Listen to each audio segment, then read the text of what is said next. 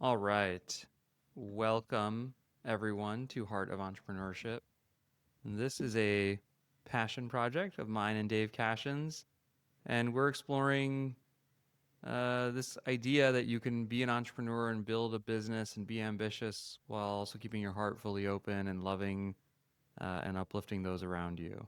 And that's the idea here. So I don't know what episode this is. We don't have any producers here. This is just, we're freewheeling it. What's up, Dave? What's up, Jesse? Um, so there's a funny joke that I think Dave knows now, but maybe didn't know for a while with my friends and family, which for maybe the first 5 years I worked with Dave, I'd be talking to someone and I go, you know what I think Dave would say is, and then I'd go like blah blah blah blah blah, and I'd be probably welcome 70% of the time, and 30% of the time they'd give me a middle finger and be like, yeah, shut up. Um, but everyone and my brother at my 40th birthday gave a funny speech where he talked about me and Dave being lovers, which is not, well, we are, just not in the way that you might think. um We love each other. we love each other, yes, so in that definition.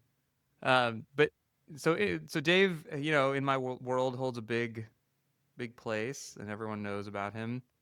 And anytime Dave starts working with another coach and he's like, "Oh, Jesse, you got to hear what this guy says." I'm like, "Oh my God, that's like the granddaddy. Like that's somebody even more." So if Dave is like, if Dave thinks that coach, he's getting coached by that coach, then he must be the man or the woman.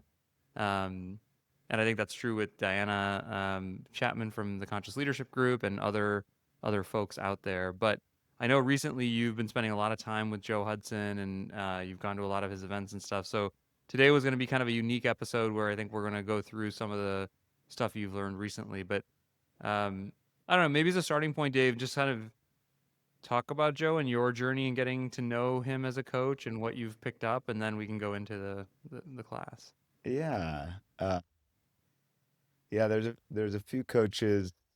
Well, yeah, I consider myself a perpetual student. I love learning and growing, and I think you can learn a ton from other people. Yeah, I think And the first year I met you, you had this goal of personally wanting to spend $1 million during your lifetime on personal growth stuff for yourself. yeah, and funny enough, that's probably a copycat from Diana, who I think once told me she spent over $1 million. So I was like, oh, okay, I'm going to do that too. Um, And I don't know if I'm there, but I certainly invest a lot. If you talk to my wife, she'll tell you I'm certainly the most uh, convicted I am about, oh, I have to do this thing or I have to go travel for this thing. It's when there's some personal development or leadership development program that I really resonate with. So I had heard about Joe Hudson, heard very like positive, very fondly from people I respect. I hadn't been interacting with him. And then my one of my closest friends had gone to one of his 7-day programs called Groundbreakers, and was like, we've done a lot of our sort of personal growth journey together. And he's like, oh, you got to do this, Dave. You'll love this. Um, and I think I had already done the Hoffman process, and my friend had done it, and he was like, "Oh, it's kind of like that, but it's like you'll really like it." So basically, just on that recommendation and my penchant for doing these kind of things, I signed up. And so that was last September, 2024. Yeah, so about a year ago. Um, And and I want to interrupt you for a second because it's, sure. I remember when you were here actually for my 40th, my wife was like, "Do you have problems, Dave?" And you're like, "Of course I do." And funny enough, we were in, I don't know if I told you this, we were in Japan and we meditated with a Buddhist monk. And she was like, "Do you ever get feelings, Buddhist monk? Like, do you ever angry about anything?" And he's like, "Yeah, of course." He's like, "Someone cuts me off, like I'm angry." Um, but I think it's always helpful for anyone listening. Like even Dave does. I mean, not even you do a ton of this work. I mean, Yeah. you're doing this stuff all the time, and I think everyone. I think it's some. There's still some. I don't know if it's a stigma or orientation of like, well, I should. Do I need the? Should I need those things? But I think the people who are I've seen the most personal growth and the most whatever are actually people who are doing this stuff all the time. They're really invested in it. Yeah, we're all human, right? And we have all our patterns. Same, yeah. I had a coach. Speaking of, this guy named Steve Hardison that I worked with for a little while. He has a book called The Ultimate Coach. So interesting. And he said to me once, the difference between the master and the student is that the master knows he'll always be a student, or she'll always be a Mm, student. I And I love thought that. that was really, it struck me. Um, and there's something else I was going to say around that. Oh yeah, I think one of the things I most love about being a coach, I've said this a few times recently, that I feel like what gives me the right to coach another human being is to be constantly doing my own inner work and Right. reflecting and looking. Um, by the way, I might make one tweak to the story you told about, like, do I have problems? Just because I have a particular view of that word. Like, I Uh-huh. don't really think that anyone has problems in the sense that we typically think of problems as there's something about reality that isn't the way it should be. Right, right, right. But I certainly have issues and challenges and patterns. And I intend to not see them as problems, but just something to learn from and Yeah. grow from. Um, so yeah, so I did this Groundbreakers retreat last September. So it was an in-person 7-day retreat. There was 12 of us, and then Joe and Tara, and Tara's Joe's wife, and they worked together. And then two other facilitators, and it was a profound experience. I got a ton out of it. You know, the mindful of some of the confidentiality stuff, but the like I could say what I got out of it was shifting the relationship with the voice in my head, Mm, and really learning and practicing welcoming all my feelings, which we've talked about a bunch in recent episodes. Um, but creating a lot of space and intention around welcoming feelings and even sort of conjuring and feeling feelings that maybe had been repressed or I hadn't felt in a while. And afterwards felt really like cracked open, much more sensitive, like finely tuned to my mm-hmm. own feelings, to what I really wanted.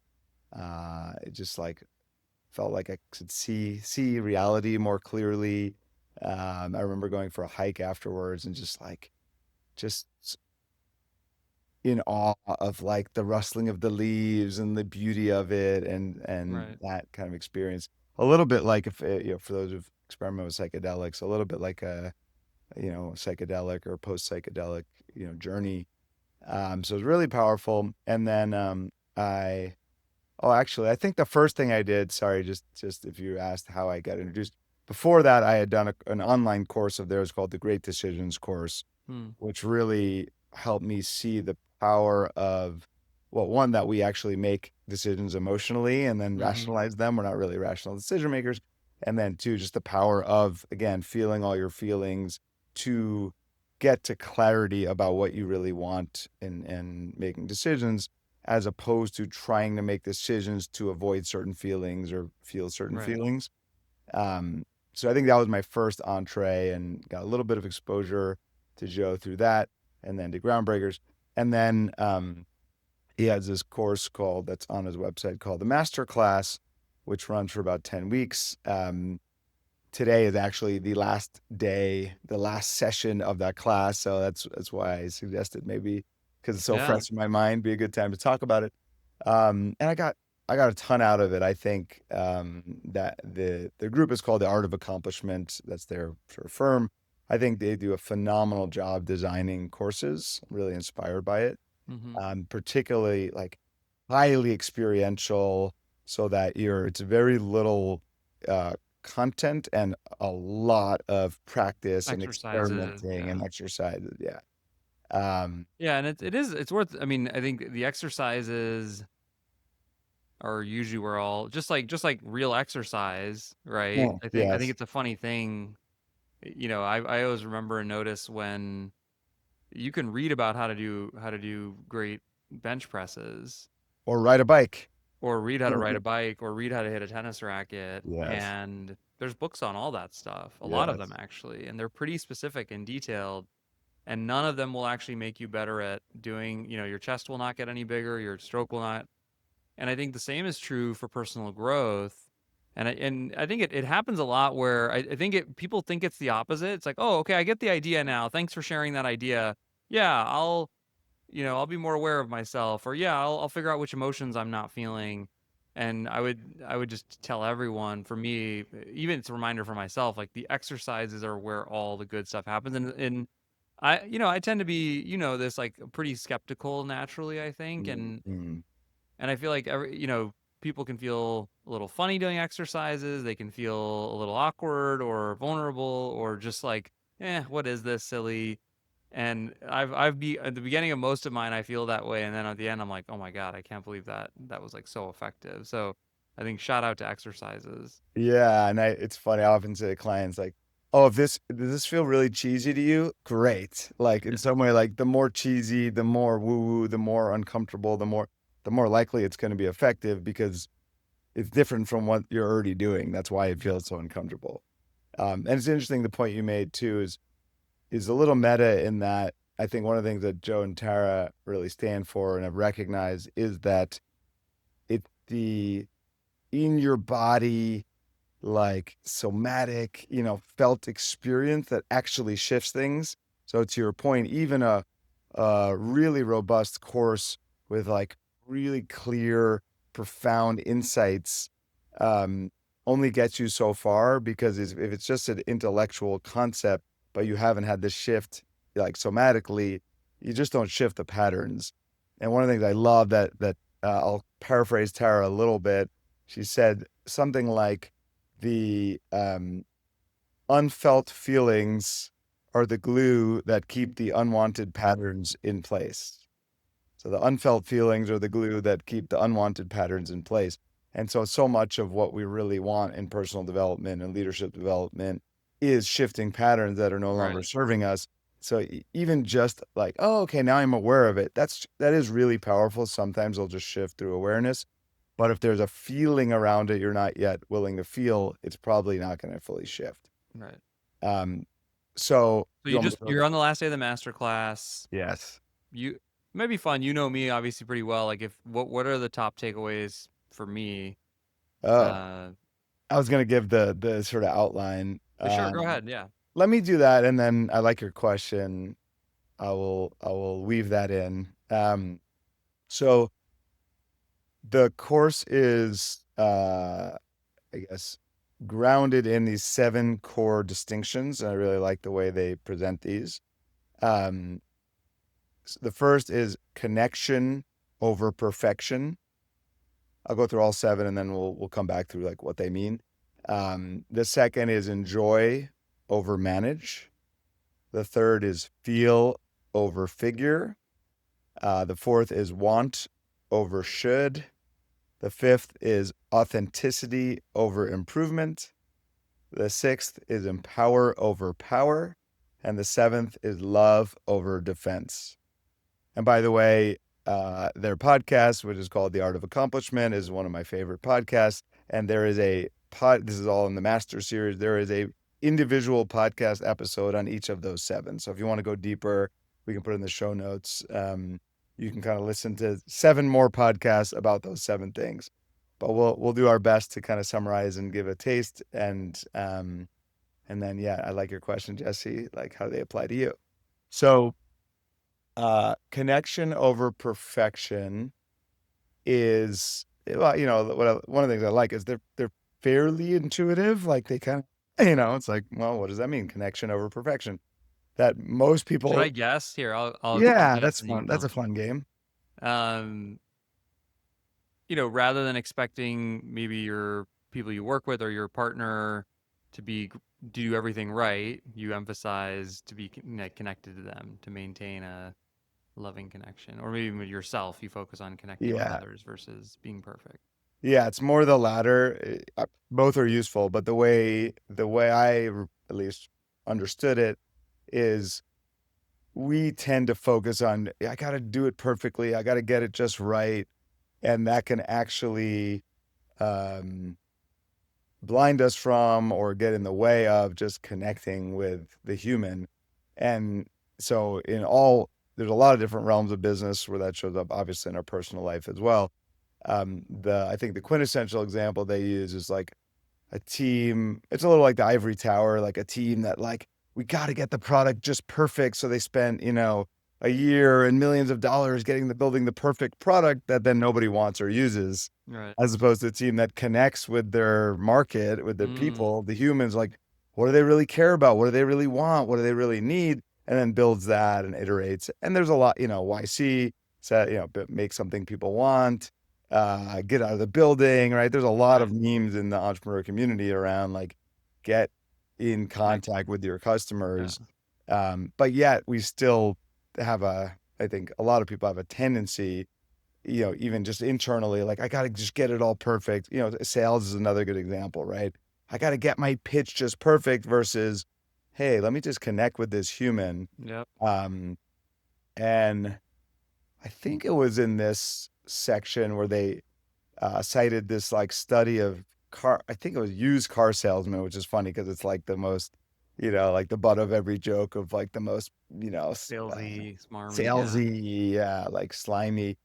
And they said that at least according to the study that they cited, um, the salesman who actually took the time and energy and really opened their heart to like connect with the buyer as a human and like understand what they actually wanted and cared about were like orders of magnitude. I think it was like 5x more, had 5x more sales than the ones that like had the perfect playbook that, they learned, right? And there's all these like spin selling and, sales in particular is one where there's lots of playbooks and there's lots of like best Yeah. practices. And not that those can't be useful, but that ultimately it's actually the connection with the human that makes the difference. Yeah, it's funny. We teach for Bootstrap Giants. We have the sales accelerator that we have a bunch of founders who go through it. And I've actually never taken like a sales course. And I've also never distilled how I sell. Like I worked with Andrew and team, and they've actually distilled it. And the more we distilled it, the more we're like, Jesse just builds a lot of trust with like it's just very like he just wants to get to know people. And then he like and there's a lot of things like that I don't do that are against the book. For Mm, example, like I don't like in the beginning, I'll have students who challenge. They're like, "Hey, you don't do discovery in your first call," and I'm like, yeah, because like nobody wants to hear my questions until they like know who I am, trust me, think I'm credible, and like they don't want to sit there and answer. And that's like it's very actually counter to what's oh, you're supposed to get on and say, well, what's your challenge and how can I help, and I always believe that at least in the first 10 or 15 minutes of a call, unless somebody thinks you're credible and trusts you, they're not going to actually open up in any meaningful way. And there's been some interesting examples where what you say is something that I guess has always been somewhat intuitive for me. mm, We were another one we were talking about with the, again, the classic sales thing is I did this yesterday with a student or 2 days ago. It was like um, he was giving the objections people give on sales calls, yeah. right? And so like how do they teach you to handle objections? Someone says, hey, Dave, you're too expensive as a coach. Like they go, the typical handling is, well, I can see why you might think that, but just imagine the value, da, da, da, da. And like that's how the world is really trained. I go, and I did it back to the student, a version of it. Like, how do you feel now? And he goes, well, I feel like you didn't really listen to me. And I'm Mm, like, oh yeah, that's interesting. Like what? And he's like, well, what else do I say? And I go, well, what if you just say, huh? It seems like a lot to you. And they go, oh, like, oh, it seems like a lot to you. And how do you think about budgets? Like, how do you think about how do you decide what's a lot versus what's not a lot? And you just start asking some earnest questions. And I go, you may not make the deal, but you're definitely gonna like the person's gonna feel, and it usually opens up trust, and you learn a million different things. And so it's interesting that you say that because I think it feels a little bit like the what's that meme that's like amateur salespeople like ask discovery questions and give rebuttals like professional like they do something different. They build trust and build credibility. yeah. And I think it's, well, two things come in. One, connection is felt, right? It's not like a Yeah. concept of, oh, okay, I told them about my personal history or I asked where they're from, right? It's like, and when you like bring your attention to like how connected do we feel, it's a different orientation than, am I doing this right? Am I doing this right? Did I get it right? And I think in some way, maybe paradoxically, it's like more charismatic. When you're in this mode, and I know that I have times where I'm in this mode of like when I'm coaching and I'm like, am I saying the right thing? Like, did I, Right. it's like, versus just connecting. And it's funny hearing your sales examples because I'm realizing, I don't know if I always do this, but I often, yeah, I do get that sometimes. Oh, that's very expensive, or I think it's too expensive. Um, Maybe it's just because I'm a coach, but I go into coaching, I'm like, and not in a I don't think most of the time in a manipulative, like I got to get them to buy, but I'm like, oh, so like you have the thought that it's too expensive, you know, I'm looking for, oh, do they have a pattern of scarcity or not Right. believing they're worth it? Or like, how Right. can I serve them Right. in even this conversation, whether they hire me or not? And that is, yeah, it's more about the connection and and being of service. And I noticed at least it feels good to me. It doesn't mean they Right. always end up hiring me, and that's okay, right? That might not be what serves. Um, this next one I think will be a good one to your question, like which ones are most relevant for me. I think it'll be a good one, Jesse, for you to reflect on. I'll talk maybe more about how. The next one is enjoy over manage, Mm. and the metaphor they use is like, you know, if you're floating down a river, right? I use a similar metaphor when I talk about presence. Like, how much are you just enjoying floating down the river, and how much are you trying to like get somewhere? And Right. I think what's cool about the river metaphor is it recognizes like life does flow, right? Like life is dynamic. Like if Mm. you stop trying to manage your life, things will still occur. And that sounds like, well, super obvious, but I actually think a lot of people don't live that way. Like they assume that it is like inert. Unless I do all these things, like nothing's going to happen. Um, and you know, I I've used this metaphor with you, Jesse, that I learned from another coach, Brian Franklin. We're just paying homage to all my teachers today. Um, of like the sailboat captain versus the motorboat captain. Yep. Where I think Brian sometimes introduces that and like this is what I do as a coach. I help you go from being a motorboat captain to a sailboat captain. So Right. a motorboat captain is you know, you get the idea, right? Like if they want to go somewhere, they just rev up that engine, they point the boat and they Yeah. go. And so the upside is they can go where they want to go. The downside is it takes a lot of energy, literally, and it's Yeah. kind of noisy and smelly. So Well, it's I like, actually like looked this up on ChatGPT of like what are the skills you build in either case, oh, that's interesting. and they're like very and the analogy is very apt still. It's like, oh, you need to like you need to learn how to tune the engine and fix it when that there's a problem with it. You have to like be really good at navigating out a certain chart because you know exactly where you're gonna go. Like you're gonna go here, Yes. then gonna go there, and the sailboat captain is like really good at understanding like weather patterns and where things are headed. They like there's like timing. Like if you go on ChatGPT, they're actually the analogy gets even better, Oh, I that's think. cool. Yeah, like of an actual motorboat The captain and actual captain, yeah. yeah, like you actually read it and you're like, oh yeah, those are completely different jobs Yes. or completely different ways of being, I should say. They're still the same function. You have to get a boat from here to there, right? Yes. Yeah. So obviously a sailboat captain, right? Very like it's completely sustainable. Like as long as there's wind, you can go forever, right? You're not going to run out of fuel. There's no dirty fuel. There's no toxic smell, right? Right. But you're more like tuning in to the wind and where does it want to take you. And the adjustments are much more subtle, like, oh, just a little bit in on the main sheet, a Yep. little bit in, it's just like this subtle attunement. And so that feels related to like enjoy over manage. Um, and you made this point that like if you're a CEO or a leader, like if you think about the best people on your team, they actually don't require much management. Nope. No. So it's because they're aligned. And I think he said like when Joe and maybe Tara and the team, like when they interview, they basically say to somebody like, what's your dream job? And if their dream job is the job, they hire them. And if it's not, they don't. Yeah. Because if the person actually wants to do the thing that you need them to Right. do, they don't require a lot of management. And I think that's a really important, distinction idea because lots of clients I asked them that and like, oh yeah, my best employees, yeah, they don't require much.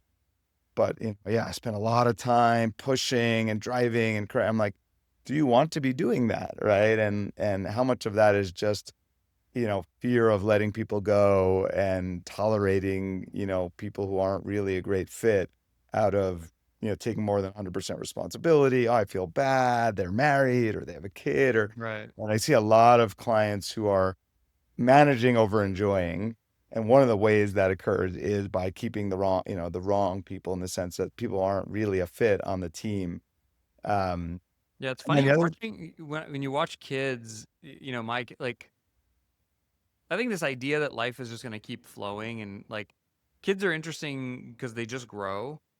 right, Like they really just grow. Like and it doesn't really matter what you do or don't do, like their bodies are going to grow. And sure, you can feed them a little better or do some other things, but they will just become like I could die tomorrow and my kids will end up becoming adults. right. Uh, Like But even let's use actually Joe uses this example of like learning to walk. Right. The kids are not like, okay, I'm 2.5. Like it's really time now. I better, I've been crawling all this time. Or is that the right age? I don't remember. yeah. My kids are 13 and 16. But it's really time I start walking. Okay, let me make my plan. And okay, I'm gonna start, left leg for right. Of course, none of that. They just want to walk. It's almost like an instinctive impulse. Like they just want to walk and so they start walking. And Well, and it's probably driven by curiosity more than anything, right? I mean, they grab something, they lift themselves up, then they do the thing where they cruise, they call it, where they hold something, right. then they slowly start. Yeah, and it's a really interesting process. I mean, and for my three kids, Mila is our youngest. Like she started walking late, relative to Ricky. Like, but they all pick their own times, which is also really interesting. And it was all guided by their own sort of curiosity and interest. Yeah. So what if we let our life be guided that way and preferences and wants? And that metaphor comes up in a few of these themes like wants over should and authenticity over improvement. Um, but yeah, I think it is important to recognize. And then the other thing is if people say, I want to enjoy my life more, like where we tend to go is I need to rearrange my life and all the things that I'm doing so that I enjoy it more. Right. And, he really challenged us to like, how much more could you just enjoy the things Whatever you're you're already doing. doing? Yeah. And it was one of the most striking exercises for me, just practicing that. Cause when I discovered that I could, I'm like, that's fascinating. Like, what am I doing differently that like I'm Right. doing the literal same activity and I'm enjoying it more? Yeah. And there's sort of two flavors to that. One, like I've used this example before of, for years I resisted doing like prepping my taxes. When I say resisted, I did it, but I resisted it while doing it. Right. And man, it was total like trying to manage myself, right? Like Yep. discipline. It's time to do it. I got to do it. I don't want to do it, but I got to do it. It was miserable. So one, the biggest thing is I stopped resisting it because I'm like, okay, I'm doing it. I stopped seeing it as an obligation. Diana Chapman, I think at one point said, you don't have to do your taxes. Yeah. Like, you don't have to. There's just consequences. I was like, Yeah. oh, that's true. I'd rather stay in America and, not pay fines. And so that That's helped different. because I was like, oh, don't see it as an obligation anymore. And then I let go of resisting it because I'm like, okay, I'm going to do this thing. I might as well just do it. But I also asked my wife to sit down next to me and maybe help, maybe just be with me. And so there was some of like an internal, like literally nothing might have been different, but I still was able to Right. enjoy it more because I shifted something in the way I was relating to it. But then also, I tweaked something in the experience of it where, because I love my wife and I love company and I love people, I didn't feel so alone in it. Um, and I remember there were some memes for a while around like literal like just find a partner to sit next to you or be on Zoom with while you're working because Right. somehow work's just more enjoyable when you're with other people, especially Yeah. in the age of remote work. And honestly, like one thing I notice is if I just kind of open my heart a little bit more. And that's even that phrasing is funny, but I can feel what that feels like in me and like feel a little warmth around my heart. Like even in this moment, Yeah. I'm like, okay, how can I enjoy this even more?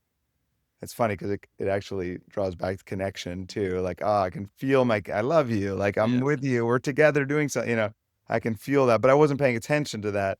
So sometimes just shifting what we pay attention to. So I love this idea that actually you can enjoy the thing you're already doing more. And you might make different choices if you're coming from a place of what do I really enjoy as opposed to trying to manage.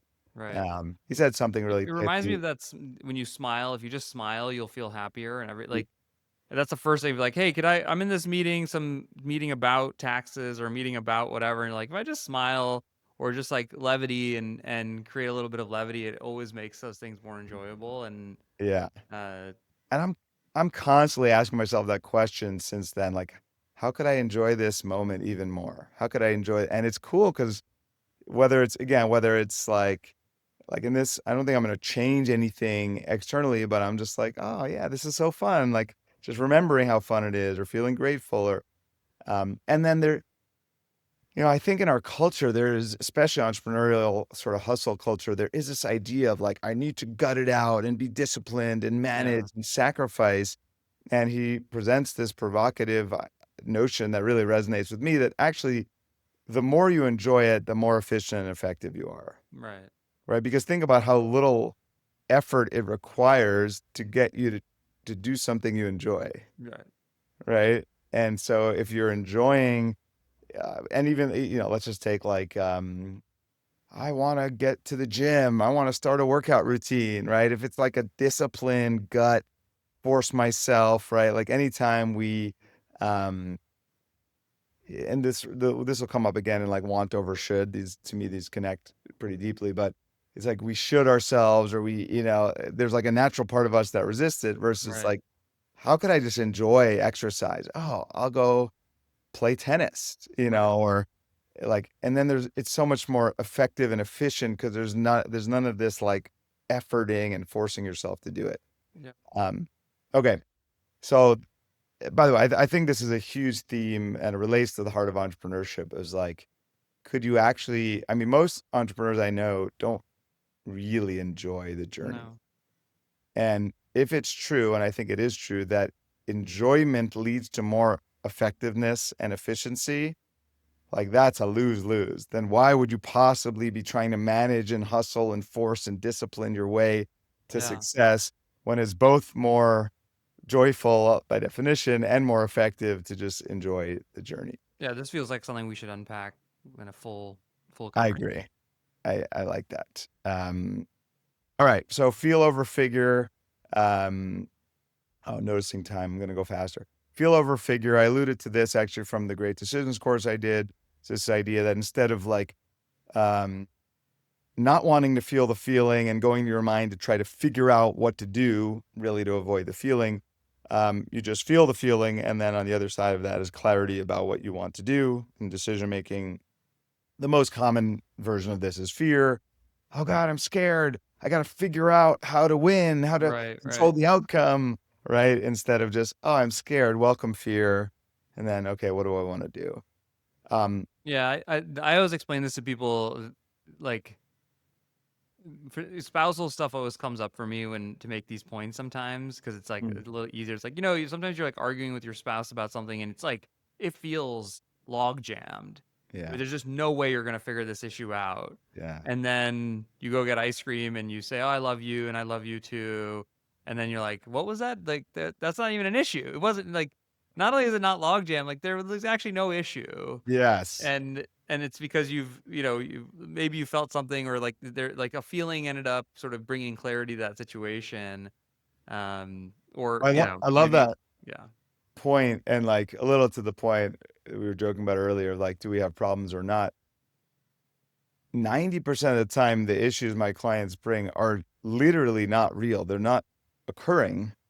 They're Right. just feeling fear and they're imagining some issue in the future. Right. What if Right. we run out of money? What if this person leaves? What if we don't close these sales?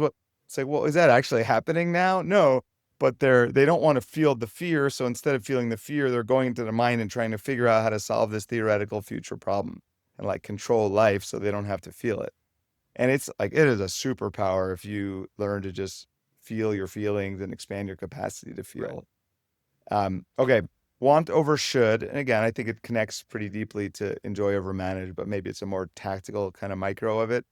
Um, if you really look, most of ourselves, most of the time, are operating from should.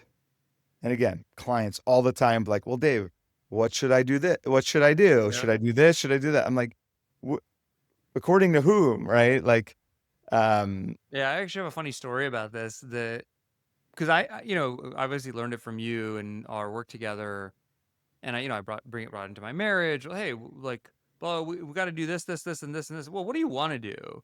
yes. And by the way, like for a lot of people, like my wife, like that's like wait, I don't even know what I want to do because I'm so focused on what I should do. And I also have brought into a business setting, and it's very strange to people. So I'll give Mm, you a little fun case study story. At Growth Assistant, we're figuring out how to like adopt AI in the business, right? It's obvious it's global talent. Well, okay, AI is potentially a threat, but also an opportunity. You believe like me that humans plus AI is going to be what replaces humans, not mm, AI by itself. And we were getting ready to like start to build agents to pair them with our GAs so that you could have this like powerful combination for say influencer marketing or whatever. And Heather, who's running the kind of was running this, like she didn't seem excited about it. mm, And so I was like, well, what do you want to do? Like what do you and she actually went and did like the Amazon press release exercise where she said, I'm not that interested in building agents. I'm interested in enabling our people to become AI experts so that they become really fluent with the tools and they're able to do stuff and work with clients closely on that. And she wrote this really awesome. And Adrian, it is she saw me shift completely around it. mm. You know, Adrian's the CEO of Growth yes, Assistant. Just Adrian's in the case you CEO around of Growth Assistant, and I was like banging the table for this agents plus AI thing.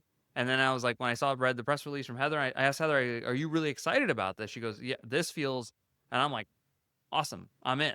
And Adrian is she was like, "I don't understand, Jesse. You've been banging this drum for months." And I go, "Yeah, but if the person who's responsible for it is not excited about it, versus the thing she is excited about. And I said both have a tremendous market opportunity. They're different, Yeah. but I think that inside of companies there's a real blind spot for founders when they don't ask the person like, do you want is this what Yes. you want to be doing? Like, are you excited about this? Is this firing you up? And they just say, no, we must do this, or we're not going to raise our next round of funding, or we must do this to sell the company, and then everyone does it because it's their job, but Right. they're losing a It's lot. a should. Oh, you should. I have to. I Yeah. should. And should has, yeah, sort of shame and blame in it, right? It's like, oh, I should do it. I didn't do it. I should have done it. Also, on the other side of that, well, first of all, to your point about D and like sometimes being like, I don't know what I want. I think a lot of us have atrophied our wanting muscle, to use that metaphor. And so it's really powerful to start attuning back into like, what do I want? Right. And learning to attune in your body, like, oh, this is what I really want. And like, can you even feel the sense of like in conscious leadership, they talk about a whole body yes, which is similar. Like, oh, I really want this. No, I actually don't really want that. Right. And like how radical and powerful it is to live from your wants and from your whole body yes. And then I think it's a incredible tool for founders, for leaders to simply communicate your wants. Like I have so Yeah. many clients like, I don't know how to get my team to do blah, blah, blah. And I'm like, Yeah. Yeah. did Yeah. you tell them you want them to do blah, blah, blah? And they're like, oh, no, because they're trying to figure out the right answer of how Yeah. to manipulate them. It's like, just tell them you want it. And it's amazing how many times it's as simple as that. Um, so that's a huge, really transformational idea to start living from wants over shoulds and trusting your wants. I actually trust, to your point, like with Heather, like I trust people's wants more than I think anything else in Yeah. terms of like what's authentic for them. And I'm learning to trust my own authentic wants of like, oh, this is how do I know what my authentic path is? It's because based on my authentic impulses and wants. The next was authenticity over improvement. And you can see a lot of these are kind of weaved Hmm. together.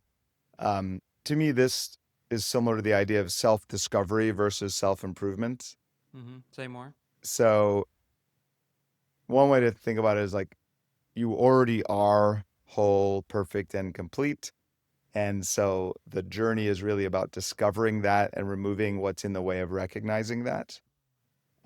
Most people do self-improvement from, we might say, below the line, from this place of um, Something's wrong with me and I need to something's fix wrong it. with me. It's like conditional love, like I'm not lovable until, or I'll be okay or happy or peaceful Mm, or fulfilled when this other thing happens, right? That's like that deferred life that most people do. Once I sell my company, once I make all this money, once then right. I can, you know, then I'll feel good or okay, which isn't true. You know, I posted something recently that this from this golfer, Scotty Scheffler, is like, Yeah. you know, I think most people would say best in the world. He keeps winning, and he had this really authentic, interview with I think Golf Digest or something. He was like, "Yes, I win the tournament, and then for like 2 minutes, I feel this euphoria, and then it's like, okay, where are we gonna go for dinner?" Yeah. And like recognizing that, like It's so fleeting. that's so fleeting. Whereas discovering who you truly are is this like gift that keeps on giving. And the other thing, and you kind of use this example with like your kids. I think that was a great metaphor or thing to think about. Like your kids are constantly growing, but they're not constantly like we are, like, I got to improve, I got to be better. So, and Joe, even I think in podcast, I think he used this example where he gave a client an experiment. He's like, okay, don't improve for the next 2 weeks. Like, do Yeah. nothing to improve for the next 2 weeks. And of course, in the 2 weeks, client's like, oh my God, I grew in this way and this way and this. Like, it's like the oak tree is not like, I need to get taller and expand my branches. Like, Yeah. nature grows. We are part of nature. We will naturally grow. So, putting your attention on loving yourself as you are, being authentic, will lead to all the growth and improvement that wants to happen versus this. It's kind of similar to this like manage and should. It's like this, I need to improve, which Joe says actually tends to make the improvement less efficient and effective. Right. Right. Um, and there was this beautiful question I think Tara asked. Yeah, I think I can share this. A lot of it's confidential, so I'm not going into the exercises and things because they want people to have the whole arc of the experience, which I Sure. totally respect. But I think I can share this question, which was, if you could not improve anything about yourself, what would you have to let go of to feel peaceful? Mm. And I love that question. For me, it was actually funny enough, it was basically enlightenment. Like thing I've been playing with is like, I need to be enlightened. I need to be fully enlightened. I've had these glimpse experiences, but I Right. need to fully be awake and enlightened. And I realized it's been like a managed over and I've been like trying to get Right. enlightened. Of Right. course, it's a fool's errand. And I actually like I let my heart break. Like I felt really, I was like, oh yeah, what if I'd never get there? And I just let my heart break and I feel, you know, yeah, I mean, paradoxically, like more peaceful, more um the next one was empower over power. And the idea is like when we don't want to feel our fear, we crave power over people, life, because we don't want to feel scared. So we think, oh, if I have enough power, then I won't have to feel scared because I can control everything, which of course is a fool's errand, but that's how we go. Versus they define empower as being fully authentic regardless of the consequences. Hmm. And they say this thing in the podcast I love, like, imagine you're Superman or Superwoman, and you're like, you fly to the top of this mountain, and you're in a world with no kryptonite. Mm-hmm. Like, just imagine that feeling. Like, that's the feeling of being like fully in empowerment. And when you're feeling that way, you don't need to pretend to be someone else in order Right. to make Or stop sure what that you're about people to like say, you. or yeah. Yeah, you just speak your truth. And so I really love that notion of like the And you're likely to also be open-hearted and sensitive and empathetic because you're so powerful that you don't you feel the need to make someone small. In fact, uh, you do the opposite probably. 100%. And actually, I love that you just brought that up because there's sort of like two sides to the mountain. One is unconditional love and one is empowerment. And they're actually, if you let yourself fully open your heart and feel unconditional love, it feels pretty much the same as I'm Superman on top of the mountain. They Right. actually meet. So empowerment and love are tightly connected, which leads us to the seventh distinction, which is love over defense. Hmm. Right? Most of us, quote unquote, learn, especially in the first 8 years of our life, um, to defend ourselves and close our hearts to feel safe. And the journey is to learn to live undefended and open your heart back. And that in part is through a recognition of who you really are, because the thing that you're defending tends to be your ego, your self-image, avoiding certain feelings, right? And the more you recognize that that's not who you are, and at least start tuning into the question, who am I really, or what am I really, you start to shed this identification with a thought, basically, or a mental construct that you're defending, which makes it easier and easier to open your heart and live undefended. Beautiful.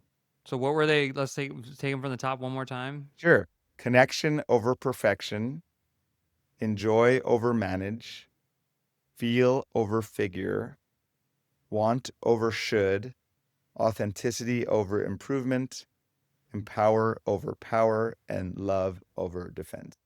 And I assume they purposely end on that one because in some ways that's kind of like above the line. Like at the end of the day, right? If you're, I believe they're very intentional in the arc of the seven. And yeah, I could see how the others build up to this recognition of I don't need to defend and right. openness to love. Or if you're just in like all the first, like if you're loving, you're gonna be authentic, you're gonna be empowering, you're gonna be You're going to focus on connection.